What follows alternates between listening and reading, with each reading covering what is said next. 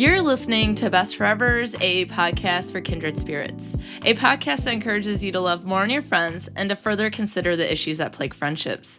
I'm Alysa Lucas, and we've just rung in the new year.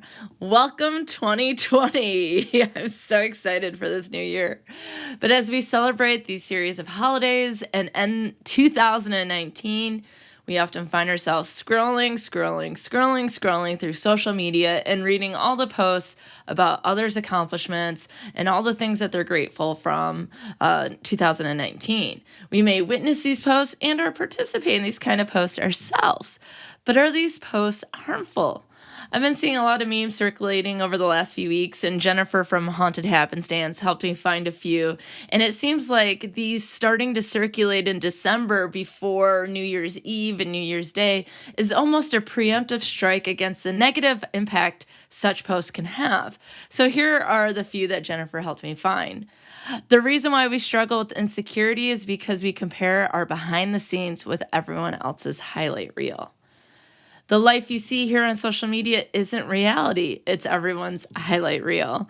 Don't compare your behind the scenes life with someone's highlight reel. So it is really about some highlight reels. Like, it's the end of a basketball season and here are all the highs. You don't show the trips and the losses and all that kind of stuff. You show the big baskets, the big wins, the blocks, those sorts of things. And when we see these quote unquote highlight reel posts, we often participate in social comparison, which means we try to determine if how we measure up against our friends and other folks we see on Facebook, Instagram, Twitter, and so on.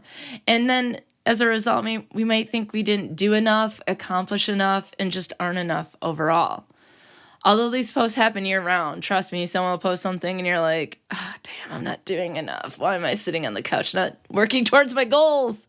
Right? They can make us feel bad. But I think this particular time of year can be harder because everyone is sort of reflecting on 2019 and leaving a year behind and going into a new year. And that is something that's pretty common, is for people to post at the end of the year or as the new year.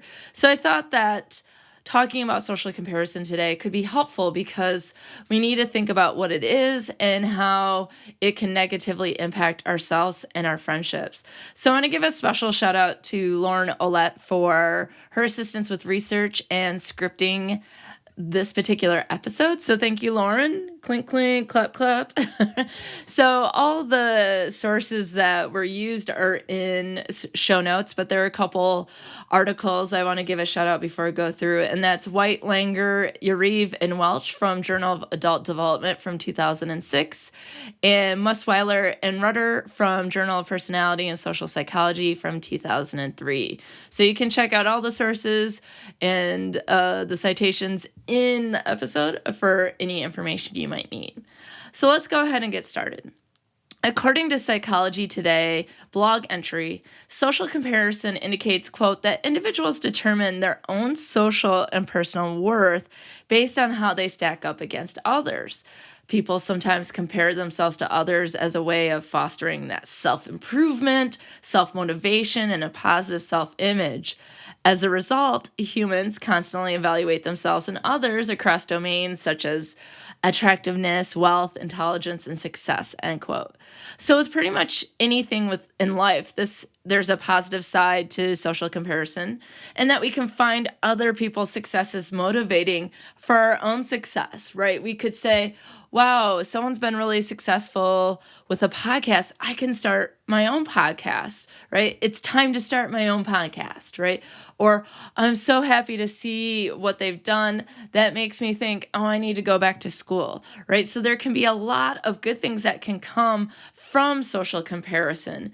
But in general, I think we reflect on the dark side, right? That we have social comparison, which can lead to envy, regret, imposter syndrome, and so much more. So Leon Festinger presented the social comparison theory in 1954. According to the Psychology Notes headquarter page, quote, in this theory, Festinger tackles the fundamentals of how a person forms, beliefs and opinions about one's own capabilities. According to him, human beings have the drive to assess their opinions and to know more about their abilities. When they are incapable of evaluating their opinions and abilities, they tend to compare themselves with others. End quote. And so I can imagine that there are times where you're like, I don't know how I'm doing, right? Like, so in class, you're like, how am I doing?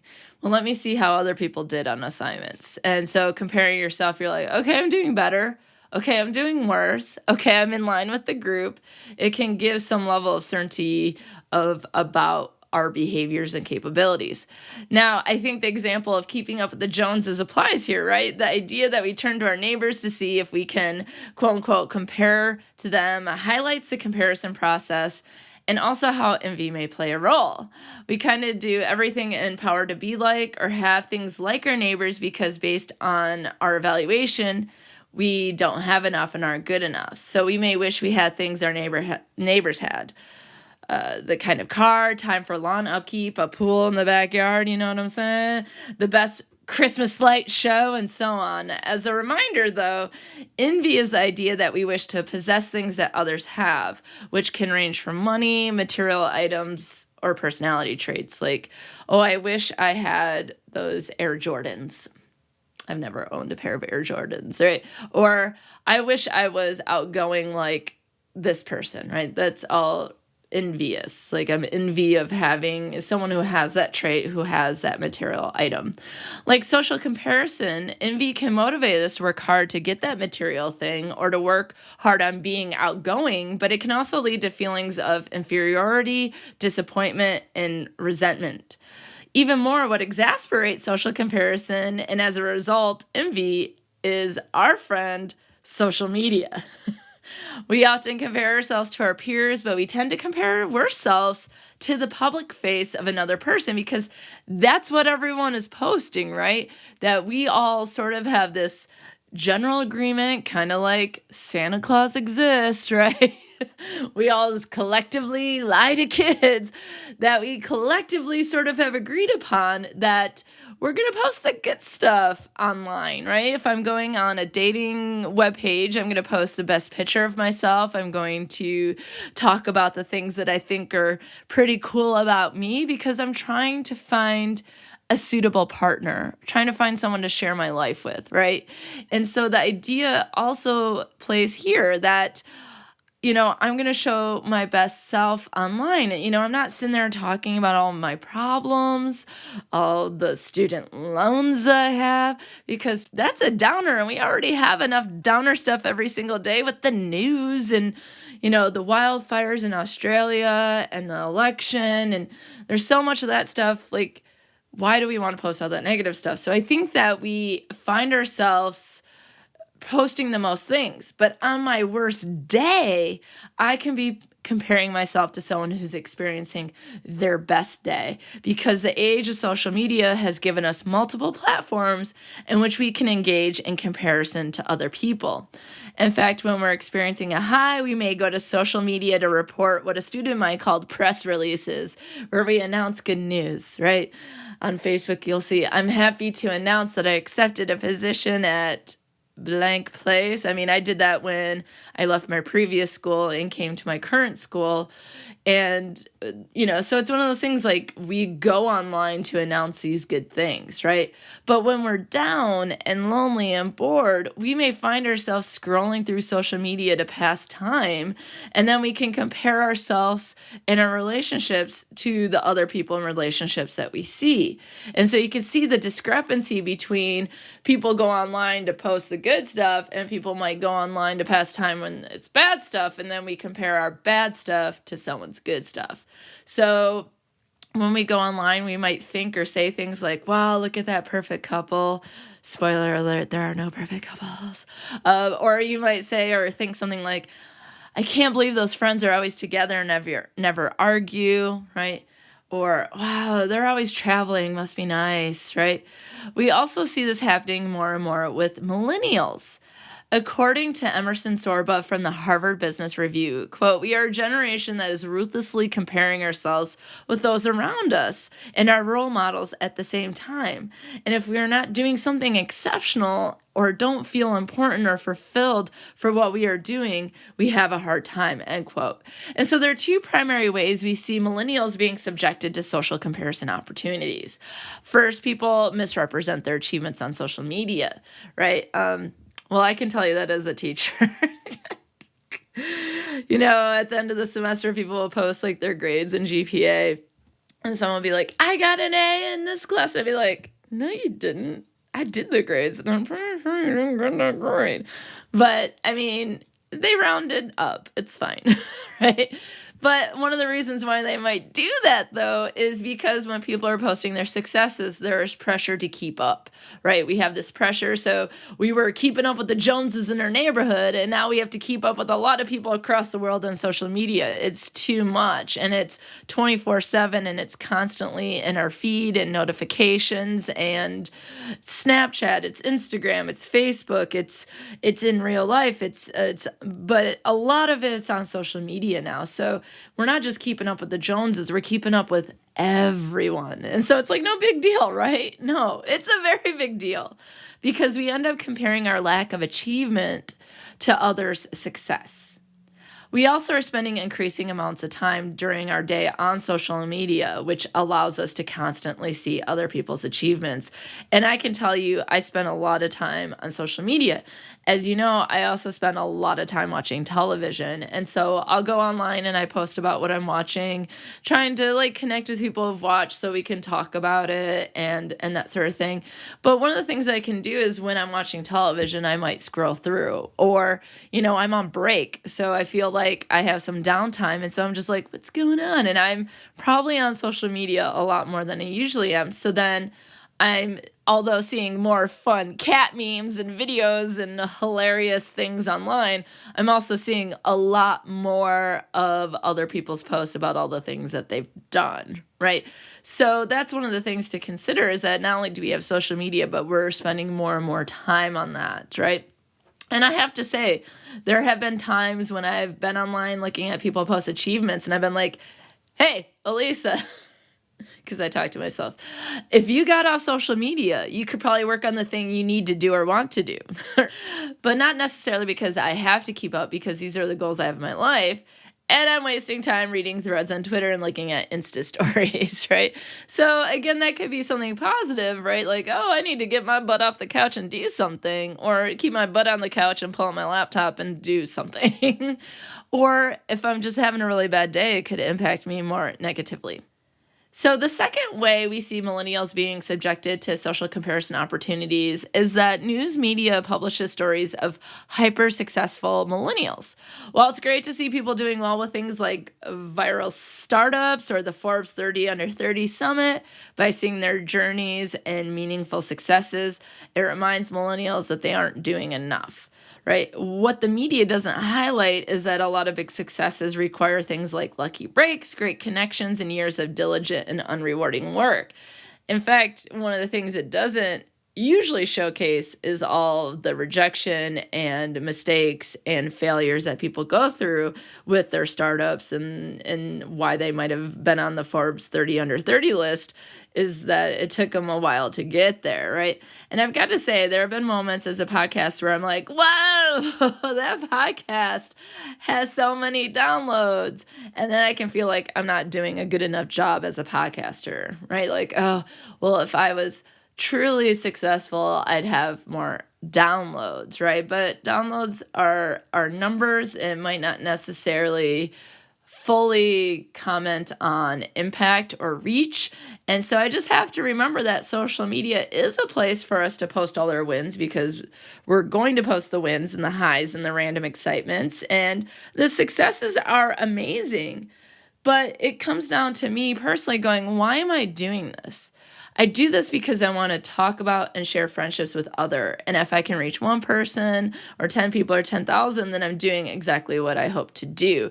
So there often has to be reminders that in, say, the podcasting community, that downloads are the ultimate measure, but there are other ways to measure success. It's the same idea with school. GPA and grades doesn't measure everything. Someone could be like, I have a 4.0, but I might not want them as an employee, right? There's so much to say, like we spend too much time emphasizing grades and GPA when, let's be real, like once I left college, no one could give a crap about what my GPA is, right? That ultimately is what skills you have and your ability to work with other people and your ability to communicate successfully, so on and so forth. So in this current culture and society, most people also have multiple jobs instead of having one career that they move up in, which makes success harder to measure. I feel like that is something that has changed generationally, that people say, I want to be a doctor, and then they're a doctor for life, right? Or I'm going to be an accountant, and then they do that. And there are people who still do that, and they're both those jobs for the rest of their life. And there's other people like me who are like, I'm going to go into communication. And it's like, what does that mean? Well, I became a professor, but I could also do a whole host of other things. And for my students who are graduating, they go do a wide range of work that might not have a title you would even know now, that I don't know now, that they might not know now.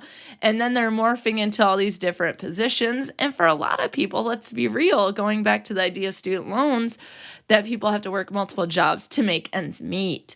And so then it can feel even more of a problem in terms of what you're doing, because you have to spend so much time trying to pay off your student loans and doing things that you want to do in life, right? So millennials also see this as unsuccessful, as it's not the same as what they envision themselves to be doing. This has people comparing themselves not to someone else, but to the image they had of themselves. So we can be inside our heads comparing ourselves to ourselves, like this wasn't the plan, and then feeling like you're some sort of failure. This goes into the tendency for people to use social comparisons for self-evaluation.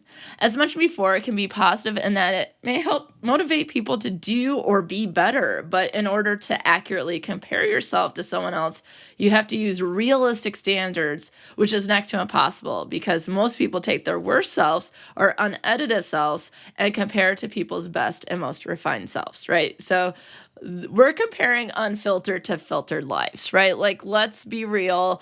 Let's think about what life would be like if that filter wasn't on there and they didn't take, we all take like 74 photos before we post one. And I'm not even talking about selfies. I'm talking about my cats, right? Like, we take a lot of photos, and I say we because I'm talking about me. But I feel like we do that a lot, taking lots of photos until we find the best one or the one that we think is going to be best for posting online, because we are so focused on posting our positive selves. But we have to remember that people have very different lives and journeys that get them to where they are at. So comparison is almost never accurate. But not remembering that can be bad for our mental health. People that engage in frequent social comparisons experience envy, guilt, regret, defensiveness, dissatisfaction, and engage in deception. When we see other social media pages posting their successes, we feel envious and self-critical, which can contribute to the feeling of losing face. And face is that public self, right? That we all have this face that we put forward, and that when we kind of go against that face or something threatens our face, we lose it. So we then engage in deception to save face and show a public image that feels like it can actually be comparable to others. So I'm sure we've posted photos that reflect positive when we're not experiencing anything positive, right? And again, it can be good, because sometimes it's like, okay, I put on a positive face and now I'm it's like faking it till you make it, right? You're like, okay, well, if I'm going to act positive, then I end up being positive, right? But a lot of times that can also be problematic. When we discuss topics such as social comparison and the related concept of envy, it is important to raise awareness so we can be mindful of how scrolling through Facebook while feeling down around the holidays, that we may participate in negative self-talk or think negatively about a friend because of their successes. Awareness allows us to cope with these experiences and to navigate any future experiences. So let's talk about what can happen to us individually and what can happen to our friendship. So raise your hand if you've ever experienced imposter syndrome. That's me. I'm raising my hand. Are you raising your hand? Because I'm raising my hand. Social comparison can also lead to feelings of imposter syndrome, and this is an individual concern. According to the Harvard Business Review by Gil Corkindale, quote, imposter syndrome can be defined as a collection of feelings of inadequacy that persist despite evident success. Imposters suffer from chronic self-doubt and a sense of intellectual fraudulence that override any feelings of success or external proof of their competence, end quote. People who are experiencing imposter syndrome have thoughts of self-doubt and intellectual fraudulence, telling themselves things like, I can't fail, I feel like a fake, my success is just luck, my success is no big deal, and so on. And as someone who was in graduate school for many years and recently achieved tenure after being a professor for many years, I can tell you that imposter syndrome is something I've experienced several times over the years. And if you feel that way about yourself, seeing other successes can make you feel even worse. So there are 5 types of imposters connected to social comparison in slightly different ways. So I was raising my hand for imposter syndrome, and one of the types is perfectionist, so I'm just going to keep my hand up in the air because it's like relatable. So perfectionists, they say, set high expectations for themselves, and they feel like they all fail even when they meet 99% of their goals. Hi, it's me. Hi. So talking about all the posts at the end of the year, I am guilty of posting one of those myself, right? I posted this long post about how I hated 2019 and I was ready for 2020 and I've been waiting for months for 2020. But then as I was sitting there reflecting as we do as humans, or because we might be forced to do it because of everything on social media, that I was like, well, actually, I adopted Finn this year. Finn is good. He's a good little pup. And then I was like, wait, I got tenure. Cool. And then I had a surprise party for tenure. And then I was like, oh, but I got to meet Fiona the hippo. And then I was like, okay. See, I was focusing on all the crappy parts and not on the positive parts. And I ended up doing okay this year. But then I posted online, what, for me, for other people, why? And we'll talk about that in a little bit. So perfectionists show feelings of envy and motivation in the wake of comparison. So one of the things that I pride myself on is helping people know the difference between jealousy and envy, because although related, I think they are unique experiences.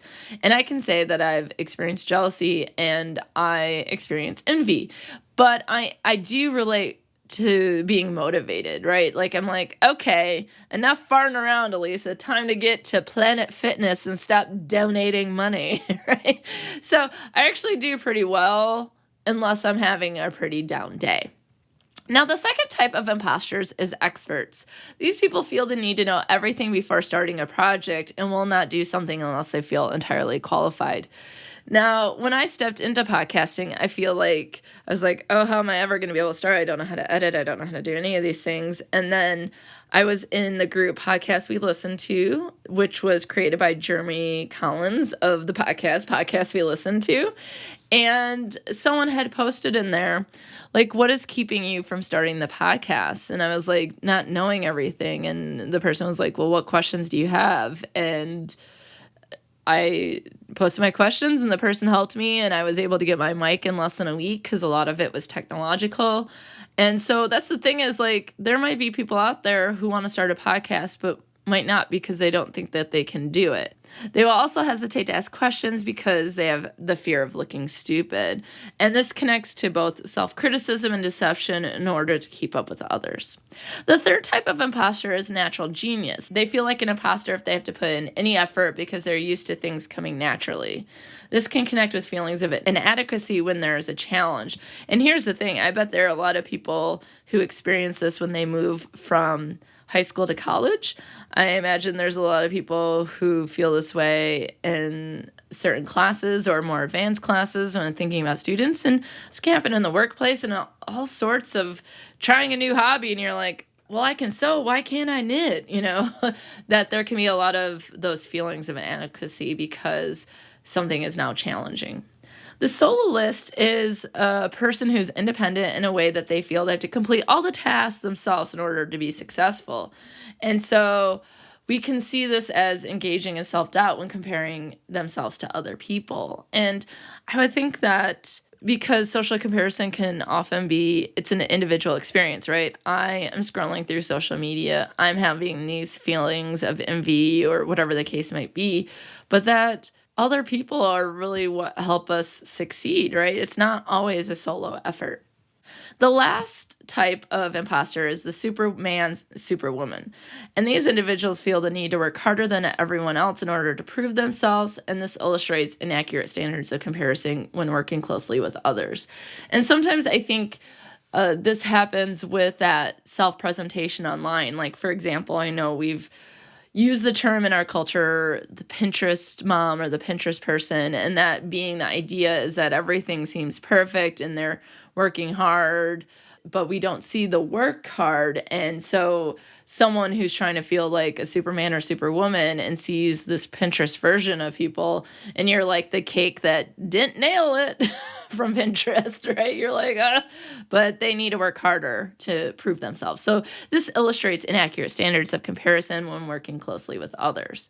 So I think one of the main concerns of social comparison individually is that imposter syndrome. It can really lie to us about what good we are and the good things that we do and all these wonderful things that we have to offer people. And so there are a few tips for dealing with imposter syndrome. Consider the context. It's normal to feel less confident in certain contexts and environments, right? So for example, when I started teaching the first time I was in there, I was like, oh my God, I can't believe they let me be in front of students. They're paying tuition. And here I am. And now I'm like, let's do this thing, right? And so it's not just the context. It might also be timing, right? When we're new at things, we're not going to be where we want to be, but we're doing our best and we're doing the thing that we want to do. And isn't that amazing? So reframing failure as an opportunity to learn, it's like a job interview. It's like, what's your greatest strength? And then they're like, what's your weakness? And then, you're always told to spin that weakness into, I have a willingness to learn, right? That attitude change, though, can make a huge difference. It's right. Isn't it Wayne Gretzky that said, you miss all the shots that you don't take? Something like that. I'll find it and post it because I think that's important. Like if you don't risk and take a shot, then you're never going to succeed. And part of success is the mistakes and the failures and the rejection. We can also be really kind to ourselves. And I try to talk about this in my classroom. Midterms, everyone's like so busy and stressed out. And I feel like students and myself are struggling. And I always try to say, be kind to yourselves and to others because we're all just doing our best, right? We need to have some grace for growth and learning and improvement. And we can seek support and know that's okay to have help, right? That a lot of times that people are not going to succeed without the collaboration with other people. And then you can also visualize and manifest success. What does success look like for you? What are the steps that it takes? And I got this really cool calendar from my mail buddy, right? So they were sending me stuff in the mail. They got me the Legend calendar. And the Legend calendar is very goal focused. Like, what are the things that you want to do? What are your goals for the year? What are your 3 goals for the first 3 months of the year? Why do you want to do the goal? How will you reward yourself? And sometimes I think visualizing success and then coming up with a plan can help you make those things happen.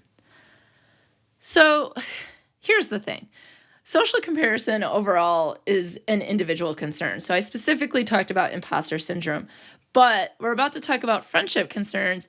But please know that this is also an individual concern because social comparison is often an individual experience. And we typically compare ourselves with people similar to ourselves. So for example, I might compare myself to other professors, podcasters, women my age, and so on, which means I'm likely comparing myself with people who I'm friends with or perhaps at least friendly with. There are people who are likely to participate in more social comparison than others, but it's natural or at least inherently human to do so. How do I measure up? How do I know if I'm where I'm at in the world? And the question may be, do we want to measure ourselves to others? And do we have to? And certainly there are benefits for doing so.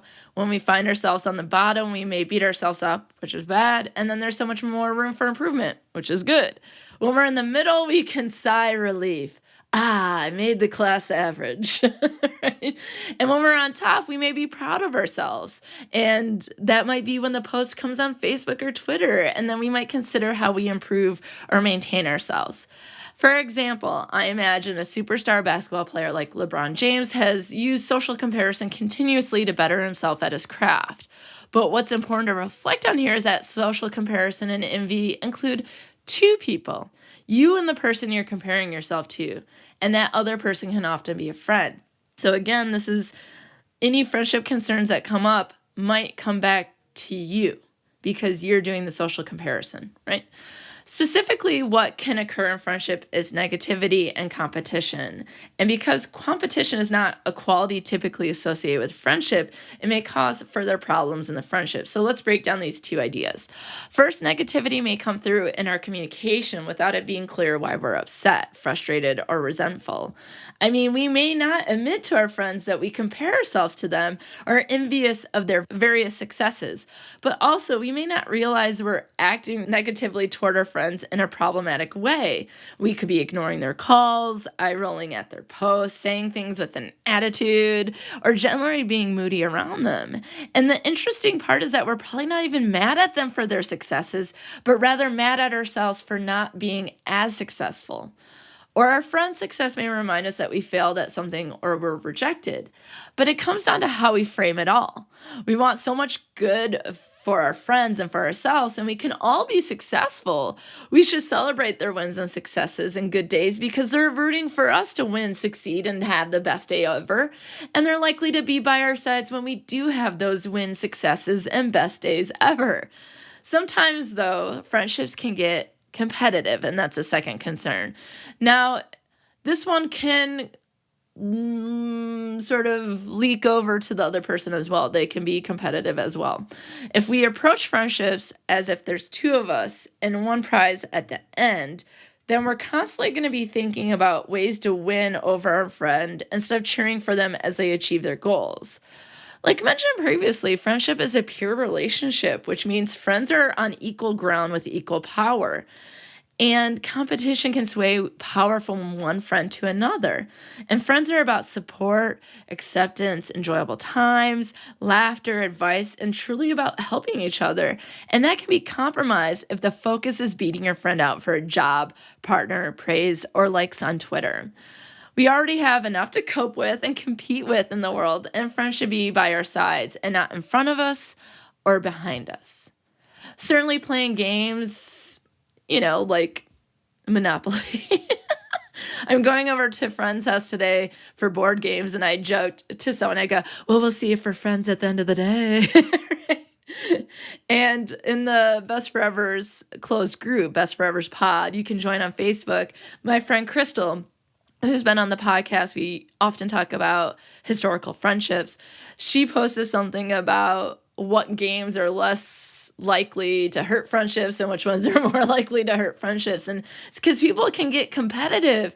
But it's one thing to play a game and be like, I'm going to win at this card game, right? Or, sometimes when everyone's single and they're looking for partners, sometimes you can end up liking the same person or dating the same person, and there can be some competition.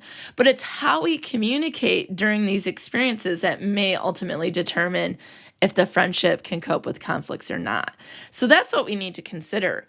How do we win? How do we lose? How do we go about dating if we're interested in the same people, right? I remember when I was younger, it's like, I have a crush on him, call them dibs. And it's like, that's a person. But at the same time, it might be like, my friend likes this person. I'm going to let them go for it because I love my friend and they deserve to be happy, so on and so forth. So we really do have to think about how we communicate during this time. And so that leads us into some tips for dealing with the negativity and competition.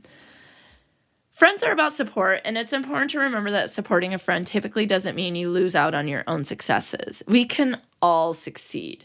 My friend Tierney talks about this in terms of pie, which I'm sure I've discussed before on the podcast. We're not competing over 8 pieces of pie. There's always more pie for everyone, because if we didn't get a slice, we can make more pie. See how that works? I love it. So, one of the things you might think about is how you can work with each other to make yourselves better. There may be better outcomes if you focus on both being successful, and if you're both have similar goals or similar interests, there might be ways in which you can make it a friendship activity, right? Keeping each other accountable, manifesting together, any of those things can help you be better people. It also may be important to communicate clearly about negative feelings. For example, your friend can have the highest moment when you're at your lowest moment. Friends who are aware and observant are likely to recognize this and be able to manage communication with their friend.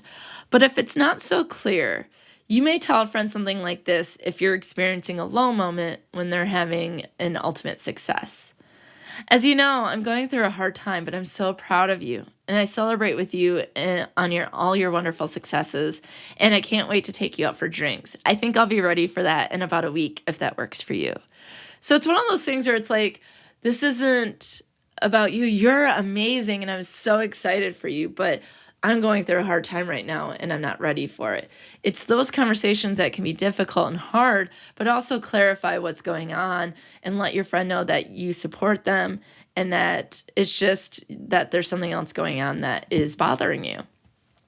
Sometimes we cannot prevent competition, though. If you're both in the same department at work or both go for the same promotion, competition may be inherent because there's only one job for the two of you or other applicants. So it might be beneficial to talk about what happens when they announce who got the job or the promotion. So if you are stacked up against each other, how can you talk to each other and talk about how you might behave or what might happen or how you should go about dealing with it? Because that might allow you to get through a pretty tough time, because social comparison and envy and competition can bring out the ugly side of human life, right? That we can, and it's okay to experience negative feelings. It's okay to be envious. It's okay to socially compare ourselves, but sometimes it's not real. Sometimes it's not honest to ourselves, and sometimes it makes us behave in certain ways towards people that it shouldn't impact them in any way. Like, we shouldn't be mad at their friend for successes. We should be happy for our friends for successes. But sometimes we have an off day and we hate everyone and we hate everything, right? And that's all okay. It's okay to experience life and experience emotion, experience the good things and the bad things. That's what life is, right? So I was on this webpage, Be You and Thrive, and they gave some tips for these kinds of scenarios as well. And there are 5 tips that they gave. The first one was to celebrate other people. We should just be like, parade, balloons, boop-ba-doo-doo, whatever that is, for our friends and all the cool things they're doing. And that's the thing, is like, our friends are awesome. And they're awesome because we get to choose them, because we love their awesomeness and we can be awesome together. So of course it's like, let's celebrate all the cool things they're doing. Retweet what they did on Twitter. Tell people about what they did. Take them out and congratulate them. And all these great things can happen by supporting and celebrating other people.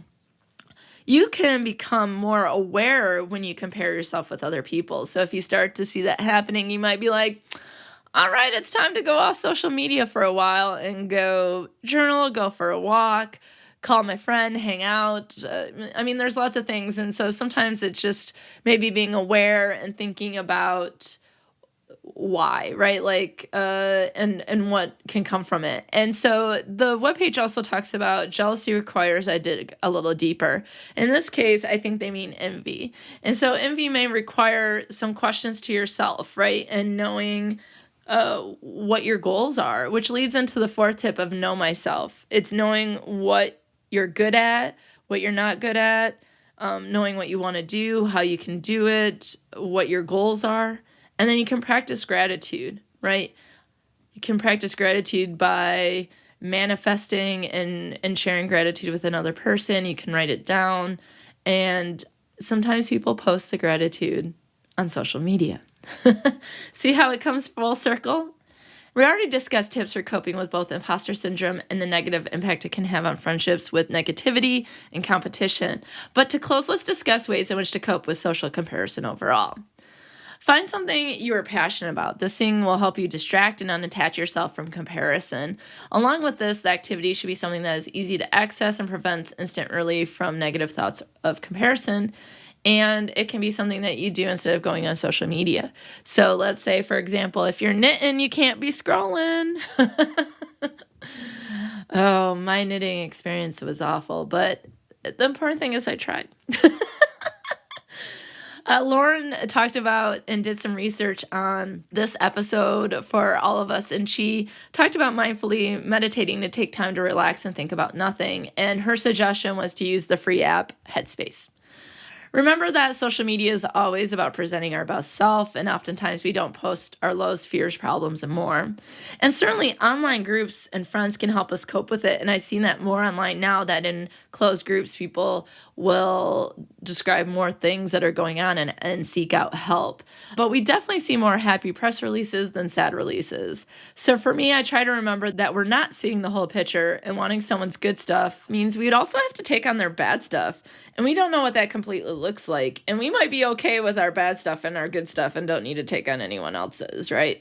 So additionally, in a world where social media is core to most things, know that people may feel like they have to post the good stuff online, or that they're excited to do so, or may be the best way to let a lot of people know the same thing. And as I mentioned before, I participated in this recently on New Year's Eve, posting about what I hated about 2019 and all the things that I then ended up doing that I didn't think about. And I feel like I did it because I was reflecting, and maybe sometimes social media feels like our personal blogs where we can post a reflection. Maybe it's not about the likes and comments, but about putting it out there to make myself feel better. So there can be lots of reasons. So the point is this: people may feel compelled to post online, they may enjoy putting it online, or doing it for themselves and more. So it can be helpful to remember that as a consumer of such posts, remember that the picture is not complete, focuses on all positive stuff, and typically has nothing to do with you. Now, mind you, there are some people who post to brag, but most people are probably not doing it to show off. Another tip is being patient. It takes time to get out of the habit of comparison. And comparison is the thief of joy. My student Meredith shared this with me in an interpersonal communication class in spring 2017, and then gave me the quote frame for a graduation gift. It's a good point and a helpful reminder.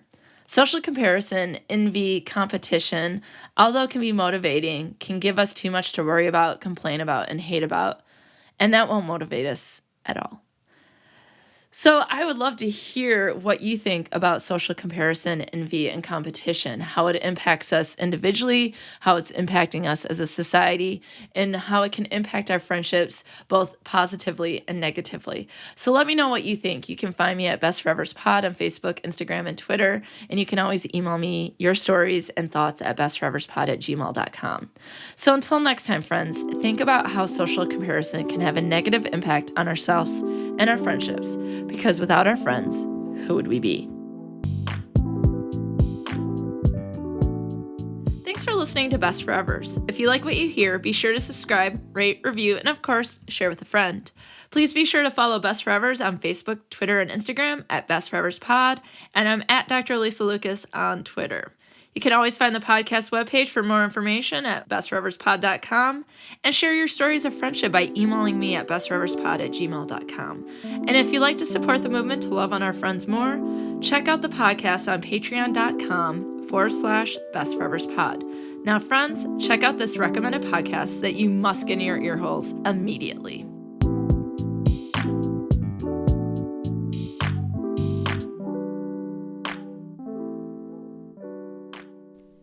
Hey there, it's Allison Carter. I'm the host of the podcast, Not Your Little Lady. Each episode features a woman living in the South outside of socially accepted norms. Listen and relate as these women share stories about obstacles they faced and how it feels to come out on the other side. We talk about things that pissed us off, the booze we like to drink, and historical women who have made a difference. Through all this, we explore the importance of women owning their past, present, and future while keeping it light and funny. You can find episodes, which are released every other Wednesday, on most podcast listening apps or at notyourlittledady.com. Be sure to follow the podcast on Twitter at ladiesofnyll and on Facebook and Instagram at notyourlittledady. Happy listening, y'all.